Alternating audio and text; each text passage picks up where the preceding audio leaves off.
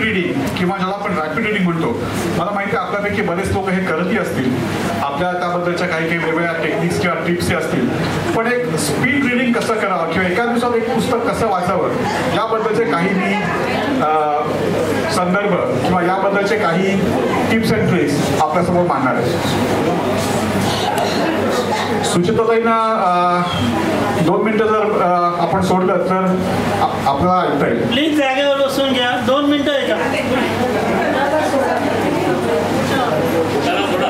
तर rapid reading किंवा जे आपण म्हणतो की फास्ट पेस रीडिंग हे काय सुपरनॅचरल क्वालिटी नाही आहे. थोड्याशा फार टेक्निक्स वापरून ते कुणालाही आपल्याला आत्मसात करता येऊ शकते. तर याबद्दल आपल्याला काय गोष्टी करायच्या आहेत, त्या काय गोष्टी टाळायच्या आहेत याबद्दल मी थोडक्यात सांगणार आहे. तर होतं काय, आपण सध्या इन्फॉर्मेशन ओव्हरलोडमध्ये जातो.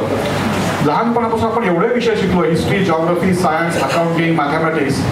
पण मला वाटतं की वयाच्या 5-6 वर्षानंतर आपल्याला वाचायचं कसं हे कुणीही शिकवलेलं नाही. वाचावं कसं, काय वाचा आपण बरेच लोक सांगतात, पण वाचायचं कसं याचा क्लास आपण, मला तरी आठवत नाही आपण लहानपणाच्या एक सुरुवातीच्या वयानंतर कुणीच आपल्याला दाखवलं असेल. तर याच्याबद्दलच मी थोडंसं बोलणार आहे की आपण वाचतो, आपण खूप वाचतो, पण वाचताना आपल्याकडून काही चुका किंवा वाचायच्या चुकीच्या पद्धती, मी चुका म्हणणार नाही, चुकीच्या पद्धती असतात, त्यावरती आपण फोकस करू आणि त्या जर आपण टाळल्या तर आपल्याला वाचायचा जो स्पीड आहे तो नक्की वाढत जाईल. पहिली होणारी कॉमन चूक म्हणजे ज्याला इंग्लिशमध्ये सब व्होकलायझेशन असं म्हणतात. आपल्यापैकी किती जण वाचताना ती लाईन किंवा ती वाक्य मनातल्या मनात फुटफुटतात किंवा तोंडाने बोलतात, बरेच लोक करतात.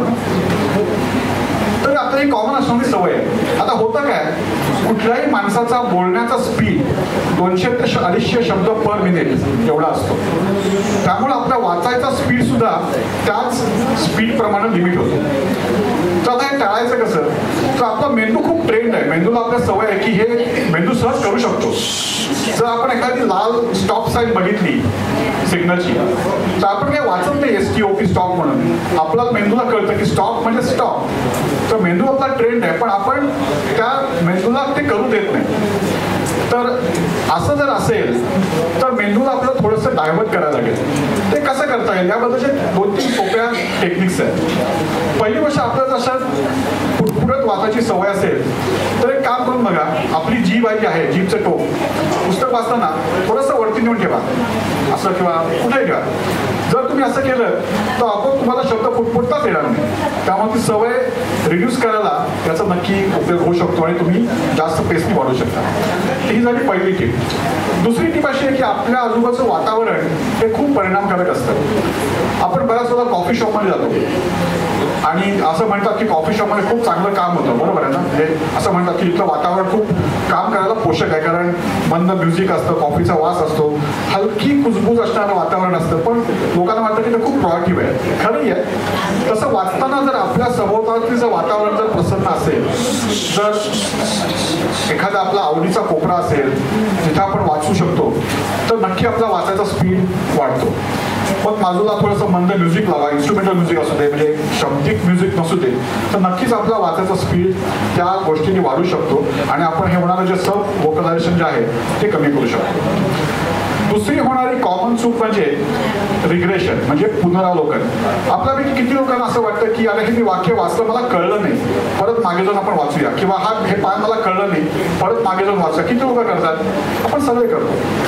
त्याचं कारण आपल्याला ते कळत नाही असं नसतं, कधी कधी लॅक्स ऑफ कॉन्सन्ट्रेशन असतं किंवा आपल्याला पटकन ते लक्ष लागत नसतं. तर ही होणारी कॉमन चूक आहे. तर ती अवॉइड करायला काय करायला लागेल, तर एक गोष्ट आहे की आपण शब्द वाचताना मागं जाण्याच्या करता कॉन्टेक्स्ट ऑफ दॅट बुक किंवा कॉन्टेक्स्ट ऑफ द पॅराग्राफ खूप महत्वाचं आहे. कधी कधी असं होतं की आपण एखादी गोष्ट वाचतो, त्याचा अर्थ आपल्याला पुढच्या पानावरती कळतो. असंही होऊ शकतं. सिनेमा बघताना बऱ्याच वेळा होतं की हा मला सीन कळला नाही, पण 5 मिनिटांत अरे हे असं होतं का, हे आपल्याला कळू शकतं. तो कॉन्टेक्स्ट जर आपल्याला कळत गेला पुस्तक वाचताना तर आपल्याला मागे जायची गरज वाटत नाही. याकरता लहान मुलं विचारत असं व्हाय, या पुस्तकात काय आहे, काय, हा जर आपल्या डोक्यात प्रश्न सारखा असेल तर तो कॉन्टेक्स्ट समजून घ्यायला आपल्याला नक्की मदत होते. तर ही झाली दुसऱ्या चुकीबद्दल किंवा दुसऱ्या होणाऱ्या चुकीच्या पद्धतीबद्दल, ज्याला आपण म्हणतो रिग्रेशन. आता हे टाळण्याकरता आपण एक सोपं टेक्निक वापरू शकतो. पुस्तक वाचताना छोटासा कागदाचा तुकडा किंवा क्रेडिट कार्ड किंवा कुठलंही कार्ड बरोबर ठेवा.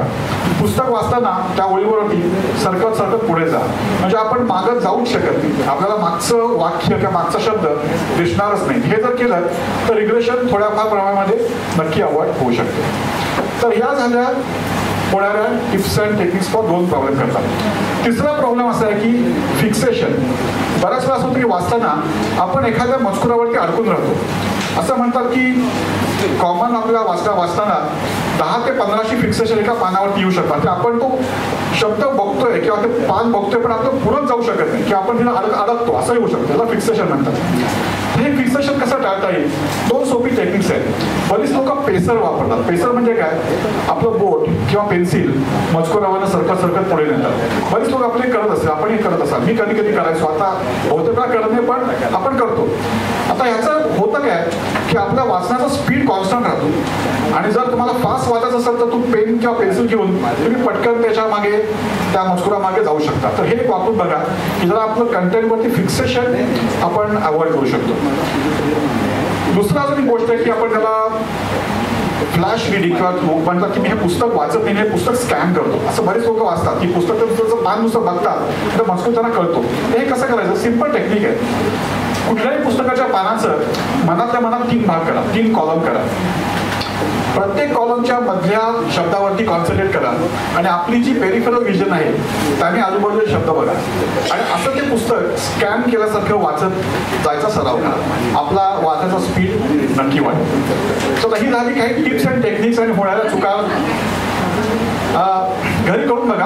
पुस्तकावरती रेव्हा मान होतात. एक व्हिज्युअली 3 कॉलम पुस्तकाचे करा. प्रत्येक कॉलम मधला शब्द बघा आणि त्याच्या आजूबाजूचे शब्द जे आहेत ते पेरिफेरल विजननी ऍक्सेप्ट करायचा प्रयत्न करा. मग ते 3 कॉलम तुम्हाला असे वाचता येते. मग तो जर अख्खा मजकूर तुम्हाला वाचायचा असेल तर तुम्ही कॉलम बाय कॉलम वाचत जाल. शब्द बाय शब्द वाचायची तुम्हाला गरज लागणार नाही. तर हा एक प्रयोग करून बघायला हरकत नाही. आता या झाल्या काही टिप्स अँड टेक्निक्स. याशिवाय जर आपल्याला बुक डे वाचायचं असेल मग ते कुठलंही असेल. आता काही वेळेला पुढच्या ज्या टेक्निक्स आहेत ह्या कादंबरी का कविता संग्रहाला शक्यतो लागू होत नाहीत, पण टेक्निकल बुक्स असतील, रेफरन्स बुक्स असतील तर हे आपण यांनी नक्की वापरू शकतो. पहिली गोष्ट म्हणजे पुस्तकाचं कव्हर दोन्ही बाजूनी नक्की बघा. कारण बऱ्याच वेळा पुस्तकात आत काय आहे हे त्या कव्हरवरती आणि बॅक कव्हरवरती नक्की दिलेलं असतं. तो ते बघायला नक्की बघा, त्याचा आपला नक्की उपयोग होतो. दुसरी गोष्ट अनुक्रमणिका बघा, टेबल ऑफ कंटेंट्स. याच्यामध्ये बऱ्याच वेळा असं असतं की 80% मजकूर हा 20% प्रकरणामध्ये असतो, त्याला 80-20 रूल म्हणतात. तर हे नक्की बघा. ऑब्व्हियसली म्हटल्याप्रमाणे कादंबरीला हा रूल लागू होत नाही, पण बाकीच्या टेक्निकल बुक्सला हा नक्की तुम्ही 80-20 प्रिन्सिपल वापरू शकता की आपल्याला नक्की काय वाचायचंय हे कळायला ती अनुक्रमणिका आपल्याला नक्की मदत करू शकते. तिसरी गोष्ट अशी आहे की आपण एकदा पुस्तक वाचायला सुरुवात केली तर 3 स्टेपमध्ये पुस्तक वाचायची प्रॅक्टिस करा. पहिली स्टेप म्हणजे आपण त्याला म्हणतो की स्किमिंग, म्हणजे 10 सेकंदामध्ये पान चाळत पुस्तक पहिल्या पासमध्ये वाचत जा. 10 ते 15 सेकंद मॅक्सिमम. पुस्तक अख्खं वाचू नका, हरकत नाही. 10 सेकंदामध्ये पुस्तक चाळा. कुठले पॅराग्राफ्स आहेत, कुठली प्रकरण आहेत, काही डायग्राम्स आहेत का, आपल्या डोक्यावरती पटकन त्याच्यावरती आपण त्या फर्स्ट पासमध्ये स्कॅन करू शकतो. दुसऱ्या पासमध्ये पुस्तक स्कॅन करा. म्हणजे काय करा, 30 सेकंद वेळ द्या. याच्यावर थोडासा फोकस करा. कुठले इम्पॉर्टंट पॅराग्राफ्स आहेत किंवा काही स्पेसिफिक प्रकरण आहेत, काही डायग्राम्स असतील, काही उदाहरणं दिली असतील. 30 सेकंद पर पान असा त्याला वेळ द्या आणि ते पुस्तक परत एकदा वाचून म्हणजे स्कॅनिंग ऑफ द पेजेस करत वाचत जा. पहिलं स्किमिंग केलं, आता स्कॅनिंग केलं. तिसरी स्टेप रीडिंग, जे ॲक्च्युली आपण पुस्तक आता वाचायला सुरुवात करतो. आता हे वाचत असताना पहिली शिकवलेली सगळी टेक्निक्स वापरा. सब वोकलायझेशन अवॉइड करा. हातात पेसर ठेवा आणि जर आपण मगाशी म्हटल्याप्रमाणे 3 कॉलमचं जे पेरिफेरल आपण जे करतो तो जो टेक्निक वापरलं तर हे पुस्तक आपण पटकन वाचायला सुरुवात करू शकतो. आणि आपल्याला ऑलरेडी पुस्तकात काय माहिती असतं, कारण आपण टेबल ऑफ कंटेंट बघितलेलं आहे. आपण 30 सेकंदाच्या पासमध्ये काय काय आपल्याला वाचायचे, कुठे कुठे वाचायचे, आपल्या डोक्यात वेबसाईट रजिस्टर झालेलं आहे. तर हे जर केलं तर ते पुस्तक आपण नक्की फास्ट पेसनी वाचू शकतो. हा जो एक प्रयोग आहे तर गॉर्डन जेरी नावाचा एक ट्रेनर आहे UK मधला, त्यांनी हे सांगितलेलं आहे. त्याचा वाचायचा स्पीड स्वतःचा जवळजवळ 1500 ते 1600 वर्ड्स पर मिनिट या स्पीडने तो वाचतो. आपला असेल तर मी एक चेक करून मला बघूया तरी आपला स्पीड किती आहे, तर 500-600 पर्यंत आपण अनट्रेन रीडर वाचू शकतो. पण हे जर टेक्निक वापरलं तर आपला स्पीड नक्की वाढू शकेल आणि 1 बुक अ डे आपण नक्की करू शकतो. तर मी थांबतो इथे. म्हणजे त्यांच्या एका पुस्तकात, मराठी पुस्तक आहे, त्याच्यामध्ये अजून 2 स्पीड वाढवण्यासाठीच सांगितलेल्या टेक्निक्स ज्या मला खूप कामाला आल्या. समजा आपल्याला स्पीड वाढवायची असेल वाचनाची, थोडा कंटाळा आला असेल, म्हणजे मराठी वाचून कंटाळा आला असेल तर इतकं क्लिष्ट पुस्तक घ्यायचं त्याच्यानंतर वाचायला की एक 4-5 ओळी जरी आपण त्या क्लिष्ट पुस्तकाच्या, मे बी आपल्याला संस्कृत जर फारसं आवडत नसेल किंवा इंग्रजी किंवा जेही कुठलं खूप जास्त व्यासंग असलेलं ज्याच्यातलं आपल्याला फार आवडत नाही असं काहीतरी डोळ्यासमोर धरायचं, त्याचं एकच पान वाचायचं आणि पुन्हा मूळ मजकुरावरती यायचं. त्यानंतर आपला जो वाढलेला स्पीड असतो तो प्रचंड असतो. ते एक. आणि दुसरं अजून स्पीड वाढवण्यासाठी जे टेक्निक मला स्वतःला कामाला आलं ते म्हणजे ओळी उलट्या वाचायच्या. जेव्हा आपल्याला असं वाटतंय की आपला स्पीड कमी झालाय तर ओळ जी आहे ती ओळ उलटी वाचायची. अशा 10 ओळी वाचून काढायच्या आणि त्यानंतर आपण बघायचं की 11व्या ओळीपासून आपला स्पीड काय झालेला असतो. त्याच्यामध्ये जवळपास 1.25 पटीचा फरक पडतो. तर त्याच्यामुळे तेही एक टेक्निक तुम्ही नक्की करून घ्या. खूप छान. मला ही 2 टेक्निक्स नक्की वापरून बघायला आवडतील. तर प्रथमपूर्वी मी काही माझी ओळख करून दिली नव्हती, तर बहुतेक सगळ्याला मी या संमेलनात भेटलोच आहे. पण एक औपचारिक ओळख म्हणून सांगतो.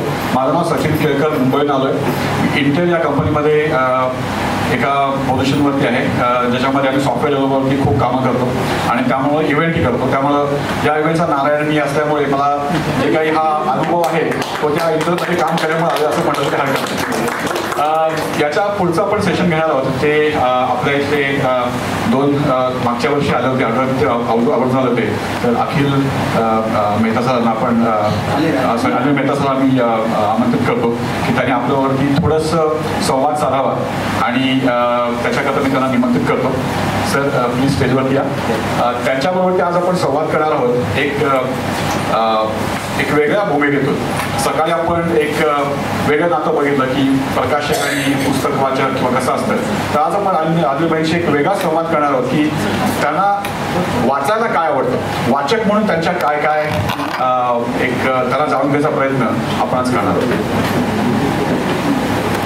मागच्या संमेलनामध्ये खूप छान मुलाखत आपली झाली होती, त्याबद्दल आपल्या बऱ्याच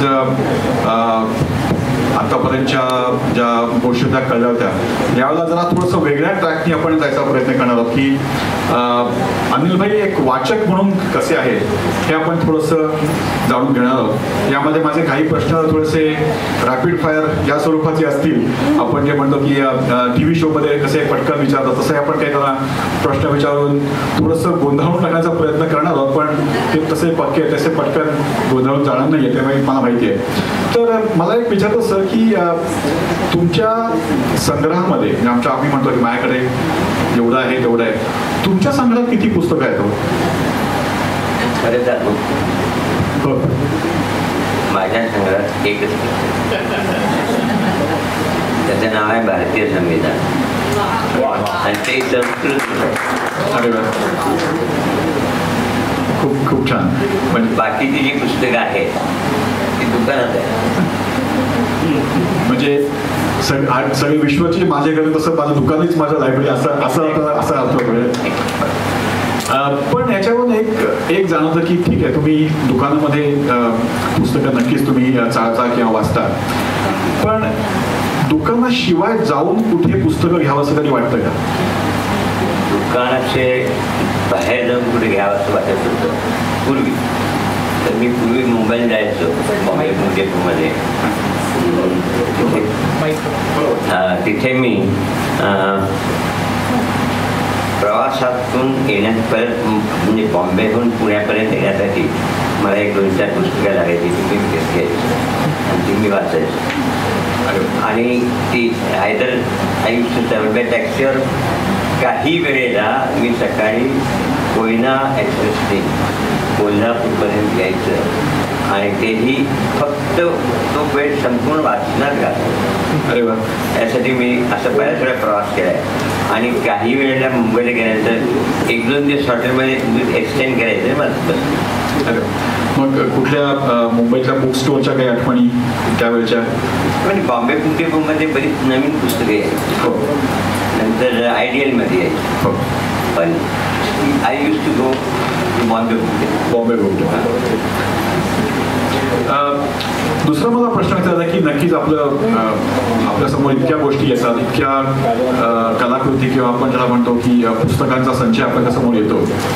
एक वाचक म्हणून वाचताना आणि एक प्रकाशक म्हणून वाचताना काय वेगळा विचार तुमच्या मनात असतो का, की कसं ते प्रोसेस तुम्ही करता? वाचक म्हणून वाचत असताना मला एक आनंद, म्हणजे काय पुस्तक वाचतो त्यावेळी मला जर ते पुस्तक आनंद देणार असेल तर ते वाचत.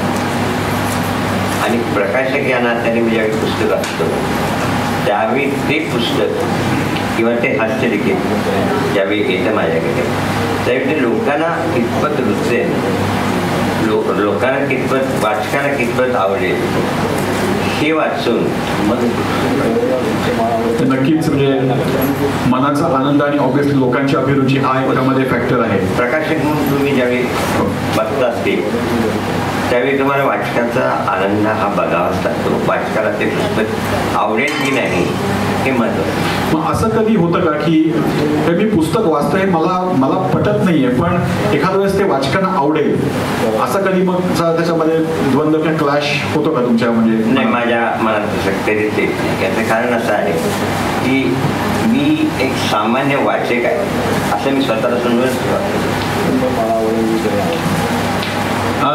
पुढचा प्रश्न की तुम्ही आता मला की माझं स्टोअर किंवा असं दुकान हेच लायब्ररी आहे, पण जेव्हा तुमच्यासमोर एवढी पुस्तकं असतात तेव्हा मग एखादं पुस्तक वाचायचं असेल त्याची निवड कशी होते? की नवीन आलंय म्हणून का मला आज त्या कोपऱ्यातलं ते पुस्तक खुणवतंय म्हणून, म्हणजे कशी होते तुमची निवड? नवीन आलेली जी पुस्तकं असतात दुकानामध्ये ती मी चालतो, त्याचा ब्लड वाचतो आणि मला जर असं वाटलं हा ब्लड चांगला तर मी पुस्तक बाजूला करतो आणि नंतर मी ते वाचतो आणि मला ते आवडलं तर मी ग्राहकाला सांगतो की हे पुस्तक चांगलं आहे, तू वाच. याबद्दल आपल्यापैकी बऱ्याच लोकांना एक्सपिरियन्स असेल. मी 1-2दाच म्हणजे मला या समूहात ओळख व्हायच्याही केलं की सरांच्या जर पुस्तकात दुकानात तर सर आवर्जून विचारतात की तुम्हाला काय वाचायला आवडतं आणि त्याप्रमाणे नक्कीच आपल्याला गाईड करतात. हा एक खूप चांगला अनुभव आहे. आपल्यापैकी बऱ्याच लोकांनी तो घेतलाही असेल. तर मला एक असं वाटतं, एक छोटं सांगतो. एक इचलकरंजी होऊन एक मुलगी यायची माझ्याकडे, सगळ्या श्रीमंत घराण्याची मुलगी होती आणि ती बाबा कदम अमुक म्हणजे असे कॉमन लेक्चर ते घेऊन जायची. एक वेळ आली आता नोटांची बॅनर घेऊन आणि ती म्हणते बाबा कदम सगळी पुस्तकं आमच्या सगळी पुस्तकं. मी ते काय का? ती म्हटली माझं लग्न होणार आहे आणि मी आता कोल्हापूर सोडून दिल्लीला जाणार. तिथे दिल्लीला मला काय वाचायला मिळणार तर मी बरोबर घेऊन जायचं. मी त्याला थांबवलं. मी त्याला एकच पुस्तक दिलं, रारंगभांग. मी मागच्या वेळेस सांगितलं होतं म्हटलं तू हे वाच आणि म्हटलं मग उद्या परत. ही सगळी पुस्तकं त्याच्यात ठेवायला सांगितली तिथे आणि तिनं म्हणजे रारंगभांग म्हणतात. ती दुसऱ्या दिवशी आली आणि ती म्हणाली काका तुम्ही जेवढी पुस्तकं द्याल तुम्ही वाचली ती सगळी मला द्या. क्या बात आहे. आणि हे एक आनंददायक काम असतं. नक्कीच इट्स लॉट ऑफ प्लेजर. नक्कीच. म्हणजे मला आठवतंय की आजकालच्या बऱ्याच बुकस्टॉरमध्ये असं पण सेल्फ सर्व्हिस असा प्रकार असतो की आपण जा पुस्तकं चाळा आणि बघा आणि वाचा, पण एखादं पुस्तक आवर्जून घ्या म्हणून सांगणारा पुस्तकाचा विकल्प आपला खूप कमी सापडतो की ह्याच्या पुस्तकात काय आहे किंवा हे तू नक्की घे. आणि हे खूप एक वेगळं पण आहे. म्हणजे आपण मेहतांच्या प्रकाशनाच्या व्यवसायाबद्दल ऐकलंच, पण एक अनुभव म्हणून जेव्हा आपण जातो त्या दुकानामध्ये की त्या व्यवसायामध्ये तर एक वाचक म्हणून आपला नक्कीच हा एक वेगळा अनुभव आहे. मग हे तुम्ही असं म्हणजे तुम्हाला ते होत गेलं का? ते तुम्हाला म्हणजे कसं लोकांना सांगावं असं की याच्यामध्ये काय आहे? पहिल्यापासूनच माझी आवड होती. हां. पुस्तकं एक माझं लाईफ आहे. बरं. म्हणजे लहानपणापासून मी पुस्तकं इतकी प्रचंड वाचत आलेलं आहे. मला पुस्तकाची चैन पडत नाही. आणि पुस्तक विकताना चांगलं द्यावं आपण काहीतरी. गिरायकाला अमुक मागितलेलं आहे ते ठीक आहे, पण एखादा ग्राहक येतो जो चुकंदर असतो त्याला जर आपण सजेस्ट केलं की तुम्ही हे पुस्तक वाचा, नक्कीच फरक पडतो. आणि त्यामागे एक बहुतेक व्यावसायिक दुकानदार म्हणून पण एक असेल की जर एखाद्या ग्राहकाने आपल्या दुकानात जास्त वेळ खर्च केला तर नक्की जास्त पुस्तकं घेईल. एक साधं सोपं त्याचा मागे गणिती असायची शक्यता आहे, नाही काय? तो वाचक वारंवार येतो आणि मला विचारतो तुम्ही कुठलं पुस्तक वाचलं सांगा, मी माझ्या. अरे वा. तुम्ही आता एक अनुभव सांगितला एका वाचकाबद्दल, त्या मुलीबद्दल. अजून काही असे वेगळे वाचक तुम्हाला भेटले का की थोडेसे हटके होते? वाचक असे वाद घालत नाही, भेटत नाही. It all depends. प्रत्येकाच्या वाचनाची किंवा एखादं म्हणजे गोडी वेगवेगळी असू शकते. म्हणजे तुम्हाला अमुक एक लेखक आवडेल, मला अमुक एक लेखक आवडेल. आणि तुम्ही जे घेता त्यावेळी तुम्ही त्या लेखकाचं पुस्तक ज्यावेळी घेता त्यावेळी तुम्हीच ते निवडलेलं असतो, तर ते तुम्हाला नाकारता येईल. मग याशिवाय काही व्यक्ती किंवा काही सेलिब्रिटीज तुम्हाला पुस्तक वाचण्याकरता किंवा तुमच्या दुकानात येऊन येतात, असं काही अनुभव काही येतात? काही सिनेमातले लोक ज्यावेळी कोल्हापूरला शूटिंगला येतात त्यावेळी आवर्जून. आता याच्या पुढचे काही प्रश्न थोडेसे रॅपिड फायर या दाखवण्याचे असणार आहेत. जर आपल्याला सांगितलं की आपला आवडता मराठी लेखक एकच, तर मागच्या वर्षी मी सांगितलं तर यावर्षी एक नुकतंच आत्ताच पुस्तक एक आलेलं आहे, अंतर्नाद, एका मासिकाचा उदय आणि हे पुस्तक तुम्ही सगळ्यांनी वाचा. फार सुंदर पुस्तक आहे.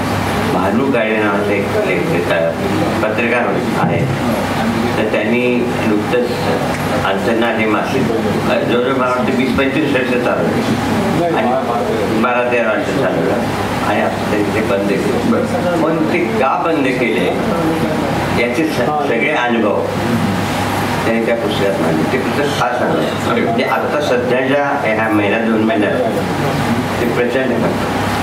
हे आपलं सध्याचं आवडतं पुस्तक आपण म्हणू शकतो. हो. पण जर आपला आवडता मराठी लेखक हा असा जर विचार झाला आणि एकच ऑप्शन आहे तर कोणाचं नाव घ्याल? रणजित देसाई. तसाच त्याचा उपप्रश्न की आपला आवडता इंग्रजी लेखक एकच. परत लेखक मी विसरलं पण पुस्तकाचं नाव माझ्या चांगल्या आठवणीचं, British on the Madison County. Bridges on the Madison County. कोणाला आठवतं लेखक? जेम्स ते 2 भागात आहे आणि त्याचं मराठी आम्ही ट्रान्सलेशन केलेलं आहे. त्याचं नाव आहे अद्वैत. लीना सोनेनी भाषण. Bridges on the Madison county. हे पिटकर कुठे गेले?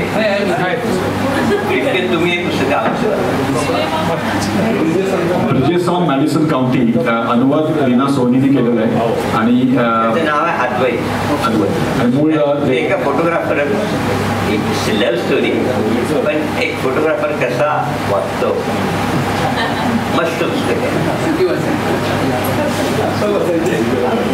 या एकाच प्रश्नामध्ये आणि माझा पुढचा प्रश्नही उत्तर देऊन टाकलं. माझा पुढचा प्रश्न असा होता की आवडते इंग्रजी पुस्तक कुठले, ज्याचं उत्तर त्यांनी बहुतेक देऊन टाकलेलंच आहे. Not without my doctor. आवडती लेखिका? हा पण लेखिका असं होतं, पण आपण परत प्रश्न विचारतो. आवडती लेखिका हा एक स्पेशल आहे. मी असं विचार केला नाही. लेखिकांमधलं कोण आवडतं?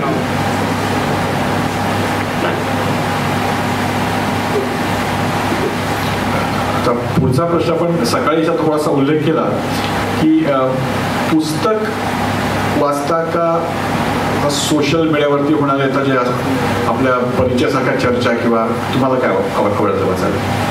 ही कल्पना चांगली आहे. सोशल मीडियावर जी पुस्तक परिचय देतो आपण, ही कल्पना फार चांगली आहे. यामुळे आपल्या सदस्यांना त्या पुस्तकामध्ये काय आहे हे निदान समजतं आणि कदाचित ती विकत घेण्यासाठी प्रयत्न करतो. आणि असं काय आपण सगळीच पुस्तकं वाचलेली नसतात. आता पुस्तक परिचयामध्ये बरीच पुस्तकं अशी येतात की मी सगळीच वाचलेली असतात होतं. आता काल दळवींचं पुस्तक कुठेतरी दिलं होतं. आता ते मी त्यावर लिहिलं की दळवींचं सगळ्यात चांगलं पुस्तक महानंदा, आणि त्याच्यावर नाटक होतं ते गुंतदार होतं. फार चांगलं पुस्तक. मात्र जेव्हा तुम्ही असं फेसबुक किंवा व्हॉट्सअप याच्या माध्यमातून पुस्तकाबद्दल काही वाचता, तर त्यातून आपल्याला म्हणजे वाचनात काही बदल झाला का? ते वाचायला जास्त आवडतं का पुस्तकच आवडतं? काय पुस्तक ई बुक कधी वापर बघितले का? नाही, मी ई बुक वापर, कारण एकतर ते फार लहान असतात. मराठी ई बुक फक्त आमचीच म्हणजे मेटापोलिटिकामध्ये ही प्रकाशित केलेली आहे ई बुक्स, ती खरी ई बुक्स आहेत. बाकीच्या सगळ्या PDF असतात. यामध्ये लहान मोठा टाईप करता येतो, परत जाता येतं, मागचं पान पुढे बघून करता किंडल सारखं. तर ते ई बुक्स चांगले आहेत, पण मी कधी वाचण्याचा प्रयत्न केला. मी प्रामाणिकपणे बोलतोय. तर एक तेच आम्हाला एक खूप कुतूहल की वाचक म्हणून अनिलभाई काय काय वाचतात आणि कसं त्यांची प्रोसेस कशी असते हे एक जाणून घ्यायचा थोडासा प्रयत्न होता. आपला प्रश्न विचारण्यासाठी खूप काय काय आहे, पण बरेच प्रश्न त्यांनी मागच्या वेळेला आपल्या संमेलनामध्ये खूप मनमोकळेपणाने खूप दिलखुलास सांगितलेलं होतं, त्यामुळे आम्ही त्याची पुनरावृत्ती करायचं टाळतोय. याच्याशिवाय जर आपल्यापैकी कोणाला काही स्पेसिफिक काही प्रश्न असेल की त्यांच्या वाचक म्हणून एक शैलीबद्दल, तर आपण एक 2 प्रश्नांना वेळ देऊ शकतो. हां सर, मला असं विचारायचं आहे की देवाने तुम्हाला अजून 50 वर्ष किंवा 25 वर्ष दिली आणि तर तुम्हाला प्रकाशन व्यवसायात परत काहीतरी नवीन मी केलं असं वाटेल का? मी सुरू केलेलं आहे नवीन प्रकाशन. पारितोषिक पण मिळालं नाही, तसं नाही. मला म्हणायचं की आता त्यांच्याकडे 60 वर्षांचा अनुभव आहे, तर परत तुम्हाला अजून 25 वर्ष नवीन प्रकाशन संस्था त्यांनी ऑलरेडी चालू केलेली आहे. प्रकाशन नाव काय सर? आणि त्याला पुस्तकाला आता कृष्णबाईंना अजून पारितोषिक मिळालेलं बरोबर? हो, आता पारितोषिक मिळाले. अजून कोणाला काही प्रश्न? पब्लिकेशनचं नाव सॅम पब्लिकेशन आहे आणि त्याचं हे जे आहे ते Sunil Anil Mehta. I lost some 2 years back. त्याचं नाव त्याचे बोलत होते. अनिलभाई हे अतिशय उत्तम प्रकाशक होऊ शकले. आता मुळात कारण म्हणजे ते उत्तम वाचक आहे, ही पहिली गोष्ट. आणि दुसरी गोष्ट, मी कालपासून त्यांच्याबरोबर आहे, तर माझ्या असं एक लक्षात, मला ते खूप सिनियर आहेत. ते मी प्रकाशक झालो already he was in the publication business, परंतु कालपासून त्यांच्यावर मी ज्या गप्पा मारल्या त्याचं मला असं लक्षात आलं की मराठी प्रकाशन व्यवसायामध्ये जर 4-5 मोठी नावं काढायची झाली तर पॉप्युलर प्रकाशन, मौत प्रकाशन, राजहंस प्रकाशन, म्हणजे गोळे राणे प्रकाशन, वारा ढवळे प्रकाशन, तसं मेहता पब्लिशिंग हाऊसचे अनिल मेहता हे आज त्या तोडीचे आहेत की त्यांच्या तोडीचा प्रकाशकात जवळपास नाही आहे महाराष्ट्रामध्ये. आणि प्रकाशन व्यवसाय, मराठी प्रकाशन व्यवसायाचा चालता मोठा इतिहास म्हणून आपण अनिल बघू शकतो. आणि त्यांचं वाचन जे आहे ना ते अगदी टोकदार वाचन आहे.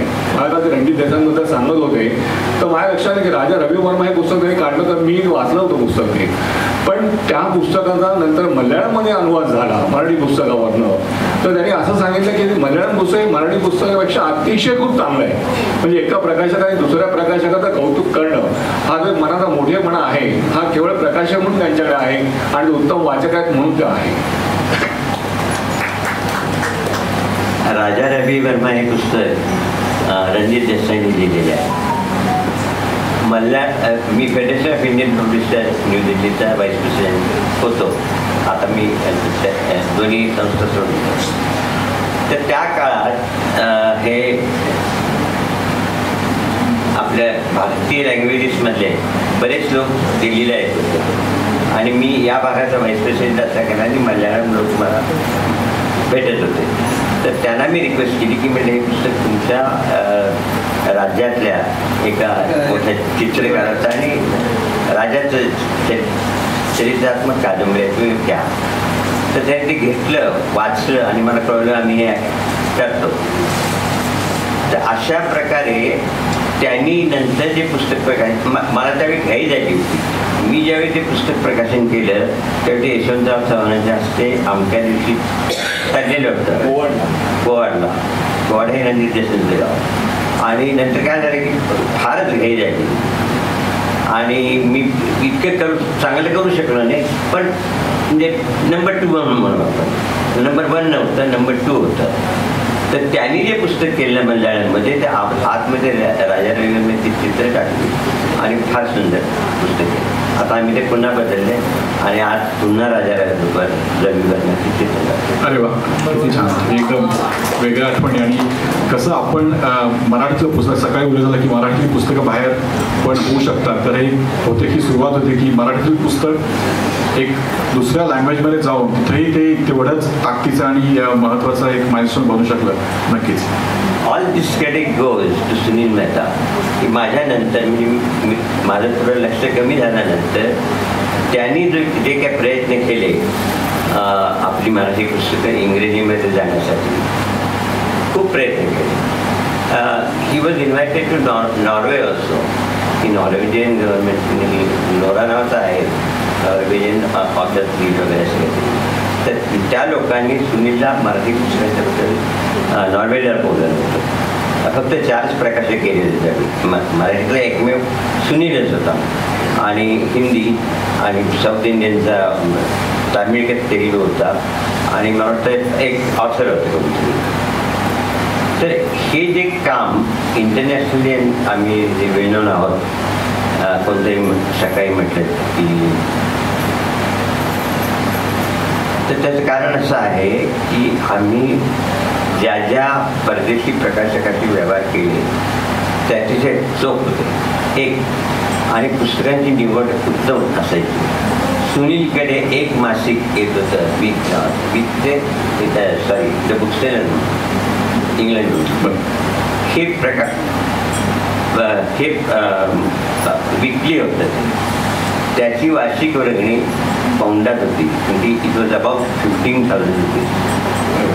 कुठल्याही मराठी प्रकाशकाकडे जे येत नाही, येत नव्हतं, सुनीलकडेच यायचं ते. आणि सुनील मला सांगायचा की पप्पा ही पुस्तकं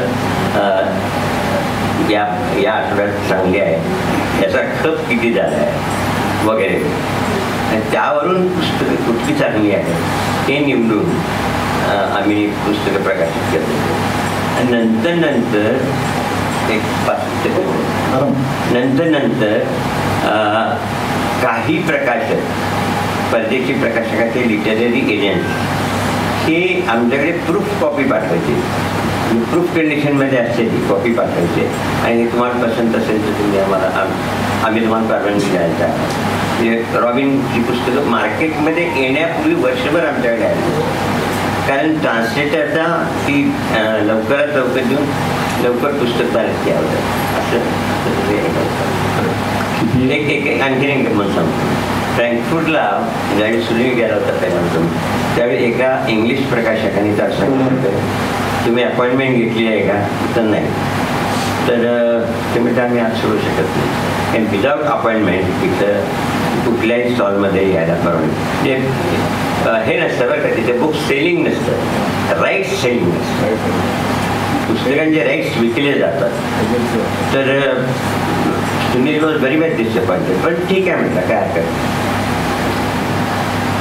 2-3 मला वाटतं 1 वर्षांनी तोच प्रकाशक इंग्लंडहून आमच्याकडे आला आणि मला सुनीलने बोलवलं पप्पा तुम्ही या हा माणूस आपलं पहिल्यापासून त्यांनी आपल्याला एंट्री दिलेली नव्हती, आज तो आपल्याकडे येतो त्याची पुस्तकं राईट्स द्यायला. दिस वॉज हिट माझं नाही. नक्कीच आपल्याला एखाद्या पुस्तक व्यवसायाच्या मागच्या ज्या घडणाऱ्या घटना किंवा गोष्टी असतात त्या नक्कीच आज आपल्याला कळलेल्या आहेत. खूप असे अनुभव वेगवेगळे आहेत की आपल्याला बहुतेक आपण पुस्तक वाचतो नंतर त्याच्याबद्दल फक्त बघतो, पण पुस्तक मार्केटमध्ये यायच्या आधी काय काय होत असेल आपल्याला एक छोटीशी आपल्याला त्याची झलक कळली. असे खूप अनेक किस्से यांच्याकडे नक्कीच असतील. नवीन प्रकाशकांना काय टिप्स देऊ शकतात? कोविड नंतर खरोखरच मार्केट पुस्तकांचं मार्केट थोडं डल झालं. म्हणजे Oxford university press, Cambridge university press असेल किंवा मॅग्रा बिगेस्ट कंपनी वर्ल्ड, तर हे जे प्रकाशक आपल्याकडे त्यांचे जे ऑफिसेस होते ते ऑक्सफर्ड युनिव्हर्सिटी आणि केम्ब्रिज युनिव्हर्सिटी, यांना नाईलाजानं त्यांच्यातला निम्मा स्टाफ काढून टाकावा. त्या प्रकाशन संस्थेचा ऑक्सफर्ड आणि केम्ब्रिज आणि यांचे ऑफिसेस मुंबईमध्ये हलवली गेली आणि कुठं चेन्नई आणि कॅलकत्ताला गेली. इतका इम्पॅक्ट झालेला आहे त्या पुस्तकावर. आणि काही इंग्रजी प्रकाशकांनी आपल्या ऑफिसेस सुद्धा बंद करून टाकले. शेवटचा प्रश्न घेऊ आपण. बोला सर.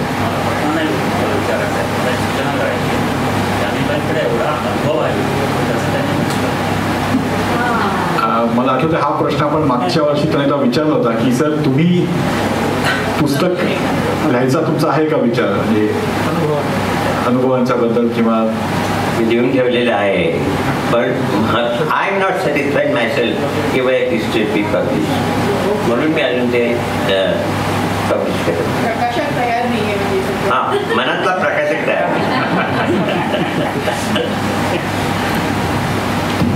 मला जोपर्यंत त्याचं समाधान नाही होतं, कारण इतके लेखक आहेत ना, म्हणजे आठवणी आहेत की एक एक आठवणी सांगत बसत तरी हा दिवस पूर्ण नाही. इतके लेखक माझ्या मध्यंतरी त्यांचं एक मासिक निघतं त्याच्यामध्ये यांनी यांच्या अनुभवाने ते लिहिलेलं होतं, सिरीजमध्ये येत होतं. मी ते वाचलेलं आहे.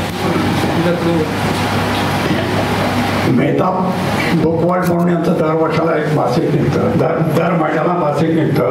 त्याच्यामध्ये मेहता साहेबांनी यांचे अनुभव जे सिरीजमध्ये येत होते मी ते वाचलेले आहे. ते कसं लिहून ठेवलं तर ते येत होते ते I am not steel satisfied. मला असं वाटतं की नक्कीच ते लवकर पूर्ण होऊ नाही होत. आपल्यापैकी कोणी जर त्याच्यावरती जर काम करू शकलं सरांच्या बरोबरती. आणि ते शेवटी कसं आहे, प्रत्येकाचा वेळ आहे, ती वेळ यावी लागते. आणि if I am not satisfied I will never publish. इतक्या लेखकांचे इतके वेगवेगळे अनुभव आहेत की तुम्ही वाचक लेखकांना जे बघता आणि आम्ही प्रकाशक जे लेखकांना बघतो ते दुरून डोंगर साजरे आणि पाय येते.